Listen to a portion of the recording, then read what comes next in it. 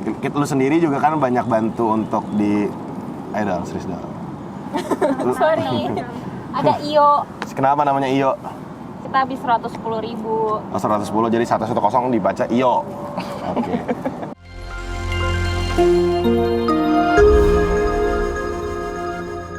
Welcome back to Ngobis Ngobrol bisnis by teman startup. di edisi Notif. apa tuh, Rel? Ngobrol ini nggak penting. tapi Mau. biasanya kan Jojo ya di sini ya. Cuman hari ini kita merubah formasi. Jadi Farel nih, kenalin dong Rel, lo apa sih di teman startup, Rel? Kacung ngele. Kacungnya. Farel nih intern di timnya Tania ya. Untuk ngerjain apa sih, Tan? Top. Bagus gak sih kerjanya di? B. Udah ada 2 komen ya yang bilang Jojo kocak. Ntar boleh ditampilin di sini ya. Thank you ya. Akhirnya dia ada yang bilang lucu. Tapi sayang sekali hari ini kita akan ngasih unjuk yang lebih lucu lagi. Kita tes lah. Nah, hari ini kita mau ngomongin apa sih, Tan?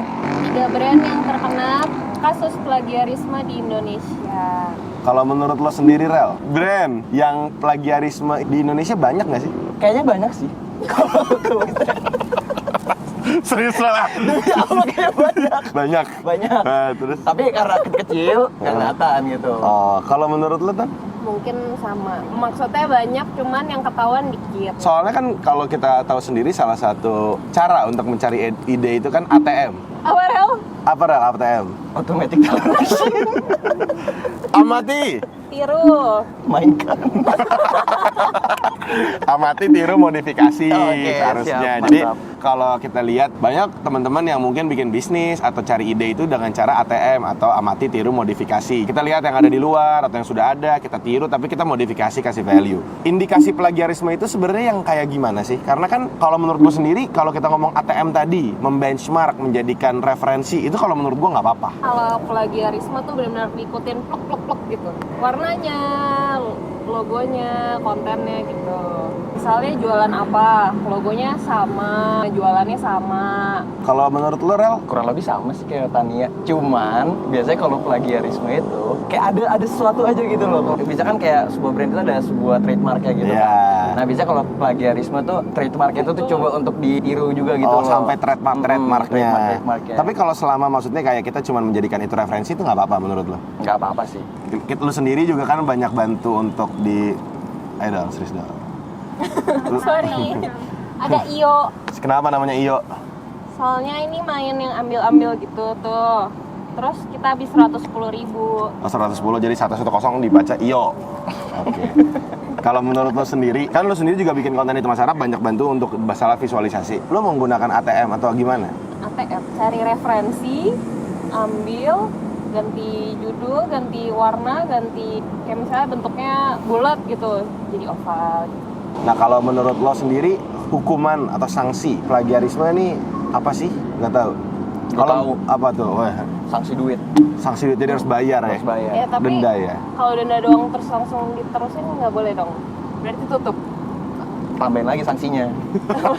Tapi ada yang lebih menyakitkan daripada duit, cancel culture. Jadi kayak konsumen, pasar, masyarakat nih udah meng-cancel suatu brand gitu. Jadi kayak brand ini udah terkenal plagiat gitu. Jadinya ya susah nggak sih lu mau kasih promo, mau kasih apa kalau image-nya udah jelek gitu. Pastinya seorang founders kalau misalnya kita bikin, let's say ya, kita bikin makanan, pasti kita naruh semua ide kita pasti riset.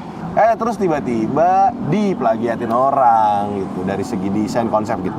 Kalau lu kesel gak, Mas? Kesel, soalnya gue nyari. Kalau lu, Rel? Kesel sih. Karena itu hard work gue gitu. Terus tiba-tiba diambil orang gitu. Iya, benar.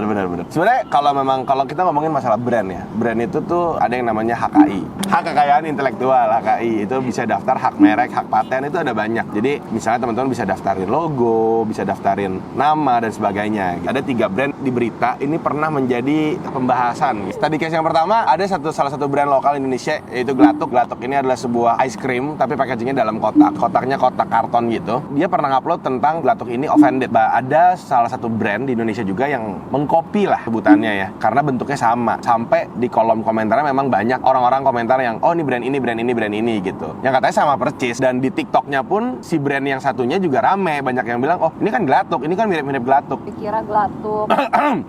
Gua kira apa? Batuk.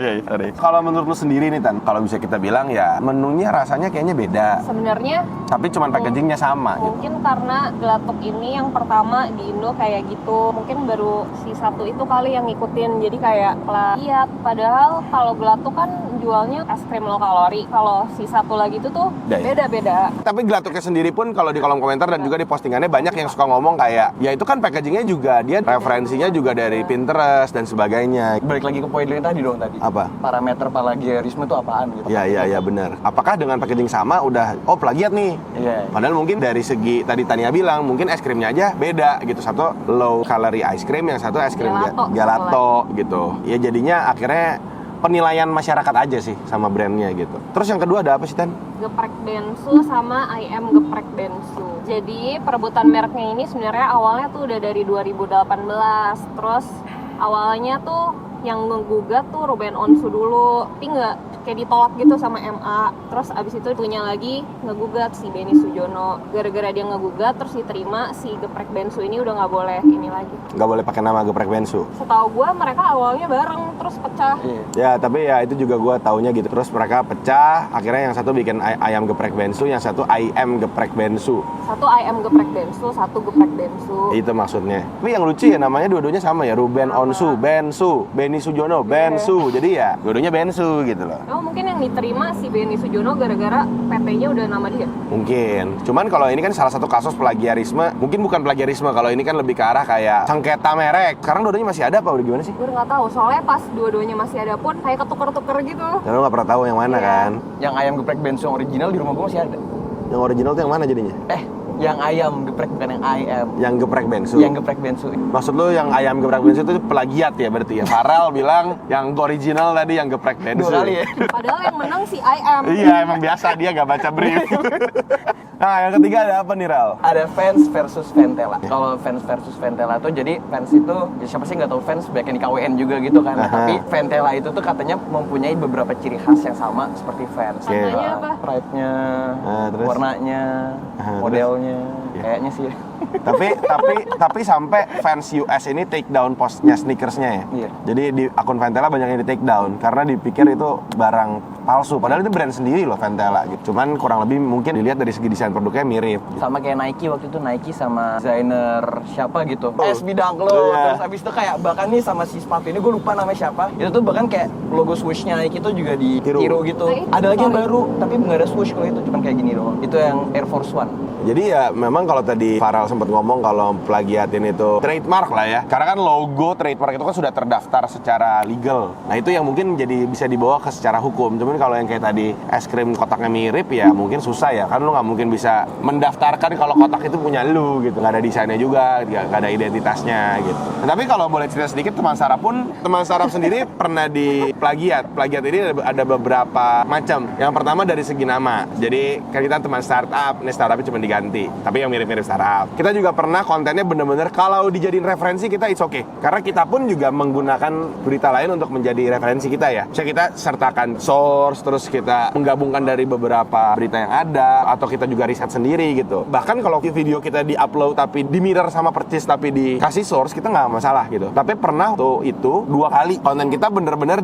sama, dari segi wordingnya sama, desainnya itu cuma diganti doang, tapi bener-bener sama semua ilustrasinya. Kalau ada ilustrasi orang salaman, ini sama-sama salaman tapi tangannya ganti, tapi bener-bener penulisannya semua sama. Jadi kalau digituin sih kalau kita agak keberatan, karena ya kita kan effort ya. Maksudnya kita put effort untuk bikin konten, terus kita juga riset, terus kita edit, tapi ditiru abis sama percis gitu. Mending kalau di paraphrase gitu. Kalau ini bener-bener enggak sama percis gitu. Ini udah sempet 2 kali. Waktu itu apa sih langkah yang diambil, Tan? Mungkin boleh share ke teman-teman. Kumpulin dulu, terus di sebelah-sebelahin gitu kan. Iya, terus kita jadiin PDF ya. Iya, dijadiin satu PDF tuh. Ya kita ngomong baik-baik, kita bilang kita suka ketika lu bisa mengedukasi, karena actually nggak semua kontennya sama. Jadi kita ada yang baik-baik, kita bilang ya kita senang ketika lu bisa kasih konten yang serupa, edukasi seperti ini. Tapi kalau misalnya harus sama banget sama kita, mohon maaf, gue minta untuk take down. Kita minta untuk take down ya waktu itu ya. Kalau orang salah tuh jangan suka diulangin lagi, terus dimaafin dia ulang lagi, Tan.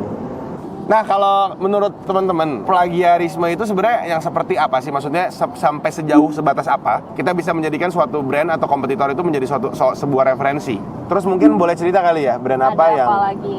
Ya, ada apa lagi yang mungkin teman-teman tahu nih ada brand ini pernah jadi kasus ini plagiat gitu. Oke, mungkin segitu dulu notif hari ini. Jangan lupa di like, komen, Satu lagi apa? Subscribe. Cak nyalain dulu loncengnya Cak ya. Cak nyalain dulu ya. Cak, Cak ya nyalain loncengnya ya. Kita ketemu lagi di notif selanjutnya. Bye bye.